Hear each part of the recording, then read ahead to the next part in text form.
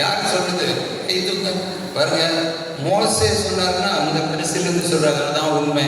மோசே 40 நாள் தண்ணியும் இல்லை உணவும் இல்லாம சீனாய் மலை மேல 40 நாள் உபவாசம் இருந்தாரு. ரெண்டாவது யார் இருந்தா? எலியா தீர்க்கதரிசியும் அதே போல 40 நாள் இரவும் பகலும் அவர் உபவாசம் இருந்தார். அடுத்து தானியேல் 21 நாள் இருந்தார். எஸ்தர் 3 நாள் இருந்தாங்க. கடைசியாக சொல்லிடுவோம், நிறைய இருக்கு அந்த மாதிரி. இயேசு ஆண்டவர் சோதனைகளுக்கு உள்ளாகும். அவர் என்ன செய்றாரு? 40 நாள் இரவும் பகலும் அவரு கூட உபவாசம் இருந்தார். ஆண்டவருடைய ஆவியானவரால் அவர் சோதிக்கப்பட, பிசாசுகிட்டே சோதிக்கப்பட அழைக்கப்பட்டார். இன்னைக்கு பைபிள்ல சொல்றது, ஆண்டவர் ஏன் சோதிக்கப்பட்டார்னா 1 கொரிந்தியர் 10:13 சொல்ற, உங்களுக்கு வருகிற சோதனை சாதாரண சோதனைகள் அல்ல, எல்லா மனுஷருக்கு வரக்கூடிய சோதனைகளை தவிர ஒன்றும் புதுசா வரல. நம்ம என்ன சொல்லுவோம்? ஐயோப்பா எனக்கு வந்த சோதனை இனிமே யாருக்கும் வரக்கூடாதுன்னு சொல்லுவோம் இல்லையா? ஆனா நம்ம எல்லாருக்கும் வர்ற சோதனை ஆண்டவருக்கு தெரியும். அப்ப அந்த சோதனை வரும்போது தாங்கிக்கூடிய சக்தியும் தப்பிக்கிற வழிகளையும் நானே உங்களுக்கு கொடுப்பேன்னு சொல்லி இருக்கிறார். அதுக்கு தான் அவர் சோதிக்கப்பட்டார். அதே போல ஆண்டவர் 2 கொரிந்தியர் 8:9 சொல்லப்பட்டிருக்கு. ஆண்டவர் இயேசு எதற்காக ஒரு ஏழை உருவத்துல ஏன் வந்தாரா தெரியுமா? நாம ஏழைகளா இருக்கிறது ஆண்டவருக்கு இஷ்டம் இல்லை. நம்ம எல்லாம் பணக்காரர்களாக உயர வேண்டும் என்பதற்காக அவர் ஏழையாக பிறந்தார். ஹல்லேலூயா. பிரியமான சகோதர சகோதரிகளே, நிறைய விஷயங்களை நம்ம கத்துக்கிட்டாதான் நம்ம ஆசீர்வாதங்களை பெற முடியும். இந்த சகோதரர் கோமா ஸ்டேஜில் இருந்தார் இல்லையா, அதை பற்றி சொல்லி முடிச்சாதான் உங்களுக்கு புரியும். அந்த சகோதரர் அப்படியே இருக்கிறார். நான் பிரசங்கம் பண்றேன், இந்த வார்த்தையை தான் பிரசங்கம் பண்றேன். மனுஷன் செய்த பாவத்தினாலும் அநியாய அக்கிரமத்தினாலும் துன்பங்களுக்கும் வியாதிஸ்தர்களாக மாறுகிறார்கள் என்பதை நான் சொல்லல, பைபிள்ல இருக்கு. அதை பத்தி சொல்லி நிறைய விளக்கங்கள் சொல்லிக்கிட்டு இருக்கும்போது அந்த கூட்டத்துல ஒரு சகோதரி மட்டும் அழுதுகிட்டே உட்கார்ந்துருக்கு. நல்லா தெரியுது, இவ்வளவு தூரத்துல உங்களுக்கு தெரியுமே. அது கட்சிப்பை எடுத்துட்டு கை கொண்டு எடுத்து கண்ணை தொடச்சி நனைஞ்சு போச்சு. அவ்வளவு தூரம் அழுதுட்டு இருக்காங்க. இந்த பிரசங்கத்தை கேட்டுக்கிட்டு அழுதுகிட்டு இருக்காங்க.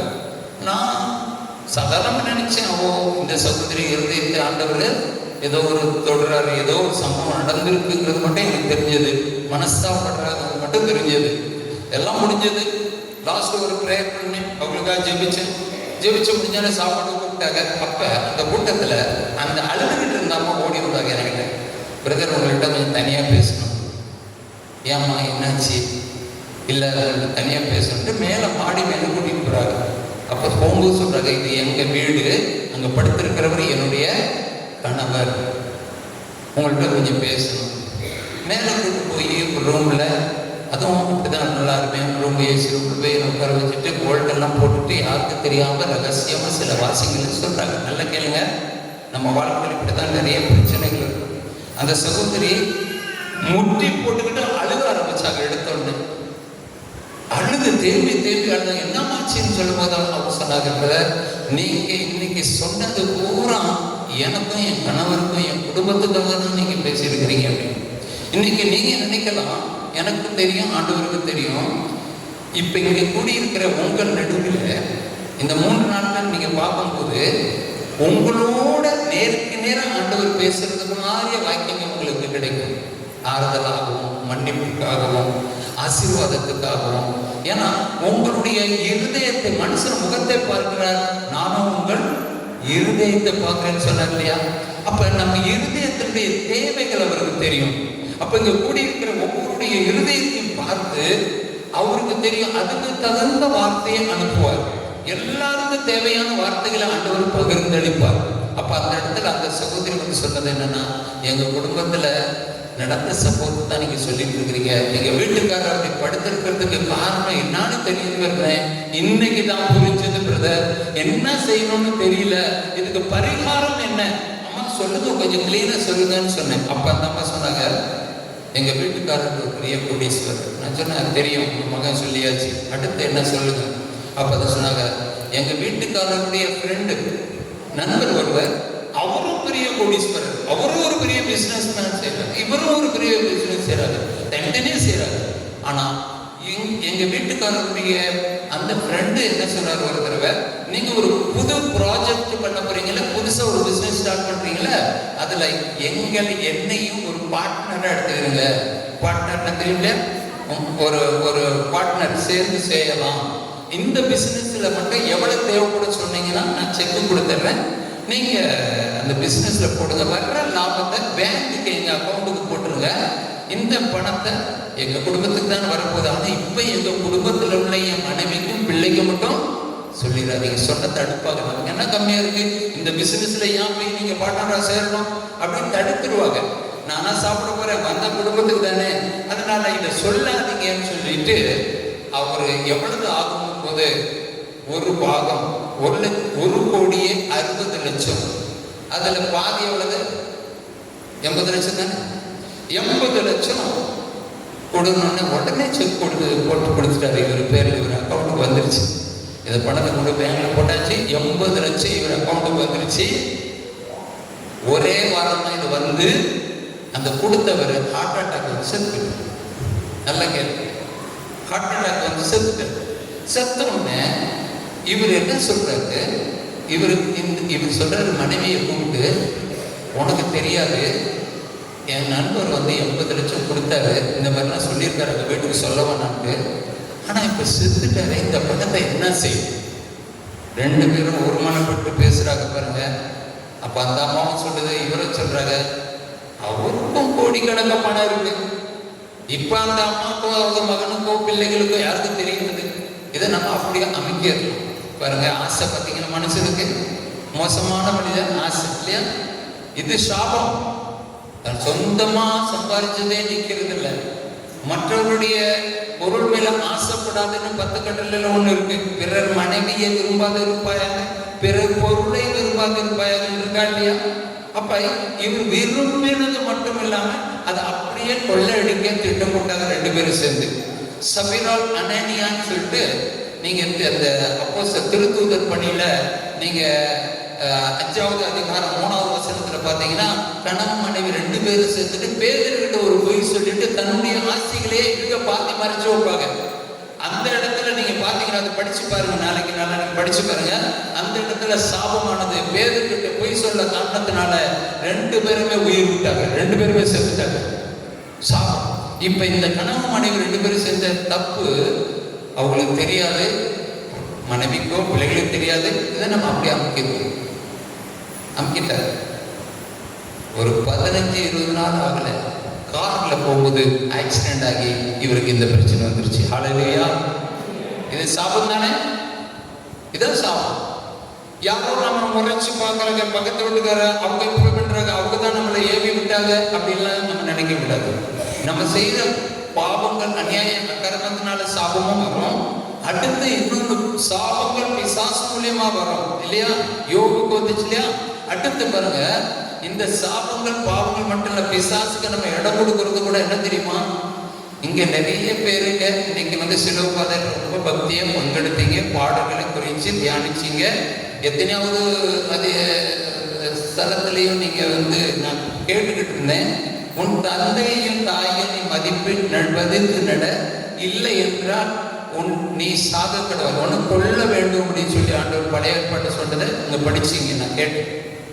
ஆமா இல்லையா? அப்ப 10 கட்டளை ஒண்ணு, உன் தந்தையும் தாயும் மதித்து நட. இன்னைக்கு எத்தனை பேரும் தந்தை தாய் மதித்து நடக்கிறாங்க? மிதித்து தான் நடக்கிறாங்க நிறைய பேர். ஆமா இல்லையா?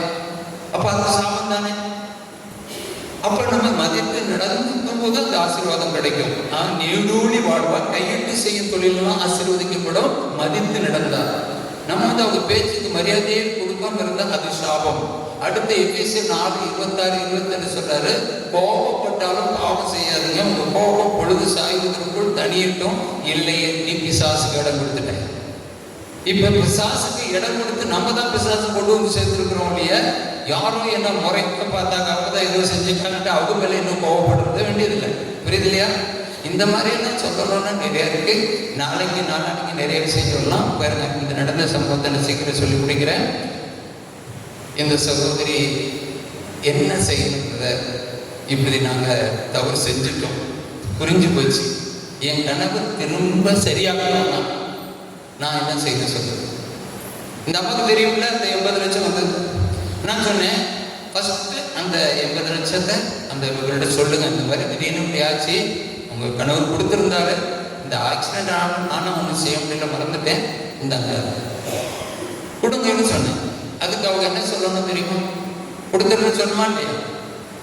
பிரதர், இப்போ எங்கள் வீட்டுக்காரருக்கு 6 மாசத்துல 23 லட்சம் செலவு பண்ணியிருக்கிறோம். அந்த 80ல் 23 லட்சத்தை கட் பண்ணிட்டு கொடுக்கட்டுமான்னு கேட்குறாங்க. இன்னும் மோசம், இன்னும் ஆசை. பார்த்தீங்களா மனுஷனுடைய ஆசை பாருங்க. இன்னும் இந்த 23 லட்சம் செலவு பண்றதுக்கு காரணம், நஷ்டம் ஆகிறதுக்கு காரணம் யாரு? அந்த வீட்டுக்காரர்கள், இந்த வீட்டுக்காரர்கள் இல்லையா?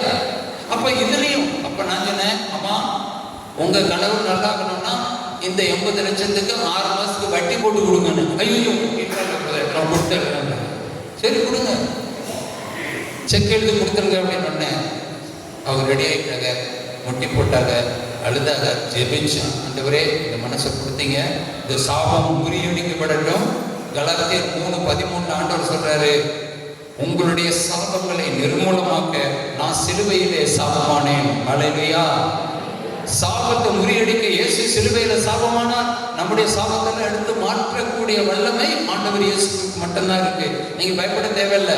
முன்னோர்கள் செய்த பாவம் 7 தலைமுறைக்கு உள்ள சாபங்கள், 4 தலைமுறைக்கு உள்ள சாபங்கள், நான் செய்த பாவங்கள், இதனால உண்டான சாபத்தினாலே என் குடும்பம் முன்னேற முடியல, இந்த வியாதி என்னை விட்டு போகல, செய்யற காரியங்கள் வெற்றி பெற முடியல, சமாதானம் இல்லை, தூக்கம் வருது இல்லை, செய்யற காரியங்கள் எல்லாம் நஷ்டம் ஆகுது, எவ்வளவு சம்பாதிச்சாலும் கையில நிக்கிறது இல்லை. இதுக்கு காரணம் என்ன? என் பிள்ளைங்க என் பேச்சை கேட்கறது இல்லை, கணவனின் பேச்சை கேட்கறது இல்லை, மனைவியின் பேச்சை கேட்கறது, இந்த குடும்பத்தில் நிறைய பிரச்சனைகள் இருக்கிறதுக்கு காரணம் ஏதோ ஒரு பாவம், ஏதோ ஒரு சாபம். அல்லேலூயா. அதுக்காக தான் அந்த சகோதரிக்கு நான் சொன்னோம்னே அந்த சகோதரி உண்மையாக ஒப்பு கொடுத்து எப்போ கொடுக்க போறீங்க? நான் இன்னைக்கே கொடுத்துறேன், இன்னைக்கே சாயங்காலமே நான் செக் கொடுத்துருந்தாங்க. ஆண்டவர் அதை பார்த்தார். அல்லேலூயா. அந்த மாடியிலேருந்து கீழே இறங்கி வந்தோம். வர்ற வழியில் தான் அவர் படுத்திருக்கிறார் வீட்டில்.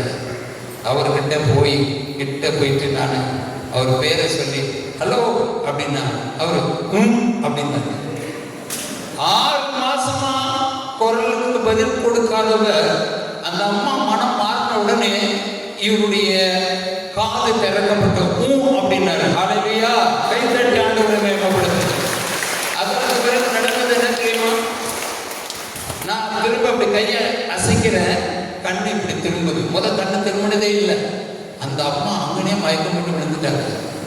இயேசுவே, நீங்க என் கணவரை காப்பாத்துறீங்களாப்பா அப்படின்னு விழுந்து அழுது பிறண்டாங்க. இதான் நடந்த சம்பவம். அதுக்கு பிறகு நான் சொன்னேன், இனிமேல் நல்லா இருக்கணும், நீங்க மனமா இருக்கீங்க, ஆண்டவர் அற்புதம் செய்வார். இன்று உங்களை நீங்க பரிசுத்தப்படுத்தினால் நாளை உங்கள் மத்தியத்தில் நான் அற்புதம் செய்வேன்னு சொன்ன வார்த்தை அங்க நடந்தேறியது. அதுக்கு பிறகு மறுபடியும் ஃபோன் பண்ணி சொன்னாங்க, அப்படி படிப்படியா எழுந்து நடந்து இப்ப ரொம்ப நல்லா இருக்கிறாரு. அல்லேலூயா. எவ்வளோ பெரிய அதிசயம் தானே, அதிசயமா இல்லையா? இந்த மாதிரி அற்புதங்களையும் அடையாளங்களையும் செய்கிறவர் என் வார்த்தையை தொடர்ந்து நீங்க கடைபிடித்தால், யோகான்ல சொல்லப்பட்டிருக்க யோகான் 8:31-32 தொடர்ந்து என் வார்த்தையை கேட்டு அதன்படி